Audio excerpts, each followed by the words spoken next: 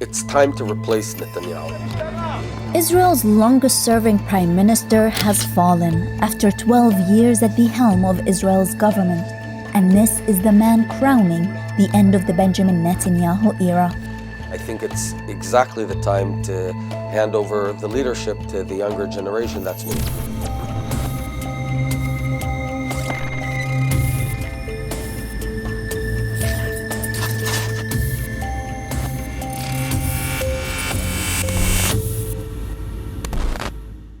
אני מודיע היום שבכוונתי לפעול בכל כוחי כדי להקים ממשלת אחדות לאומית יחד עם ידידי יאיר לפיד.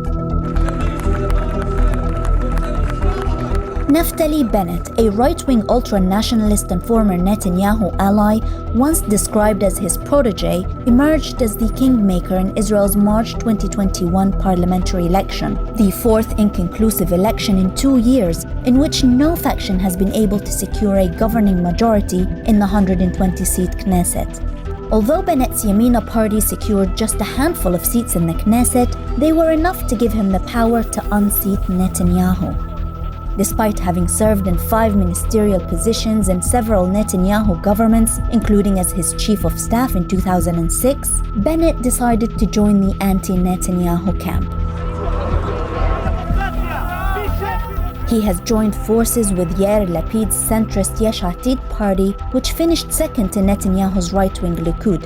The two politicians, despite their ideological differences, will be sharing a rotating premiership, starting with Bennett, in a unity government made up of 8 opposition parties, which have little in common except the desire to oust Netanyahu and bring an end to a political stalemate that could risk a 5th election. Netanyahu did not take kindly to this. וגם מי שמחולל, אני חייב להגיד, את הונאת המאה. יום לפני הבחירות בנט חתם על מסמך בשידור חי, כולכם ראיתם את זה. הוא אמר, אני מצטט, אני לא אאפשר ליאיר לפיד להיות ראש ממשלה, גם לא ברוטציה. כי אני איש ימין, וזה נוגד את הערכים שלי. ואצלי, לערכים יש משקל. נפתלי, לערכים שלך אין אפילו משקל נוצה. Netanyahu and his supporters accused Bennett of betraying the right-wing voters by entering into a power-sharing agreement with the left, and called on all right-wing lawmakers to stop the coalition, which he described as dangerous.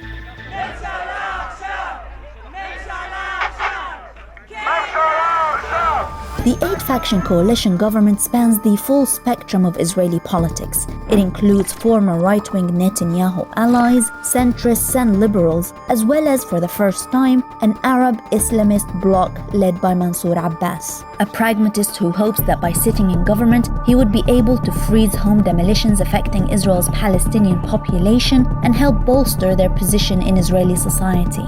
لسنا في جيب اليسار ولا اليمين. وخياراتنا مفتوحة. نعم نتفاوض مع اليمين ونتفاوض مع اليسار. Other Arab parties representing the Palestinian citizens of Israel that make up 20% of the population within the Green Line, however, said they would oppose a government led by Bennett, a man who not only openly rejects the internationally supported two-state solution, but also opposes the very idea of a Palestinian state in the occupied Palestinian territories. I won't allow a Palestinian state or any state to be established west of the Jordan, because that would be tantamount to the end of Israel. מדברים על פיתוח הגליל.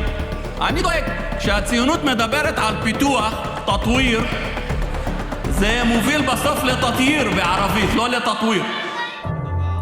A former Israeli soldier and tech entrepreneur, Bennett has described himself as more right-wing than Netanyahu. In a cabinet meeting in 2013, he bragged, "If we capture terrorists, we need to just kill them. I've already killed a lot of Arabs in my life, and there is no problem with that." He also previously described fellow member of the Knesset Mansour Abbas as a terror supporter, for which he has now apologized. In Bennett's eyes, the Holy Land belongs to the Jewish people. This has been our land for roughly 3,800 years before Islam came to the world. If you want to say that our land does not belong to us, I suggest you go change the Bible first, come back and then show me a new Bible that says that the land of Israel doesn't belong to Jews. Okay. Bennett is a staunch supporter of the establishment of Israeli settlements in the occupied West Bank, which are illegal under international law. He actively campaigns for settlement expansion and was once the head of the Yesha Council, a political lobby organization for Jewish settlers.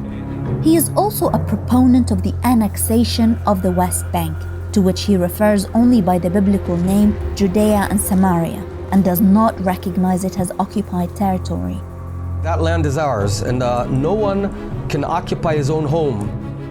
According to Bennett, the Jewish people have a religious claim to the occupied West Bank and East Jerusalem and a right to settle there, whereas Palestinian refugees forced out from their homes in 1948 to make way for the establishment of the State of Israel constitute a demographic threat and could never be allowed to move back, not to Israel nor to the occupied West Bank recognized by the international community as Palestinian land. My idea would be to form an autonomy where the Palestinians govern themselves, elect themselves, pay themselves taxes, all but two things. They do not control security, and they cannot bring in millions of Palestinian descendants from Syria, Lebanon, into Judea and Samaria, and then create a demographic disaster here. During Israel's 11-day bombardment of the Gaza Strip in May 2021, Bennett was criticized for fake news after using an image of a hospital in Pakistan and referring to it as Gaza's main hospital. He described it as the headquarters of Hamas fighters, whom he blamed for the deaths of Palestinian civilians and children killed in Israeli airstrikes. Despite facing several corruption charges, Netanyahu has managed to survive 3 deadlocked elections and form a rare national unity government with rival Benny Gantz in 2020, earning him a 5th term in office. But his hold on power has now come to an end. אני, נפתלי בנט, מתחייב כראש הממשלה וכראש הממשלה החלופי לעתיד לשמור אמונים למדינת ישראל ולחוקיה.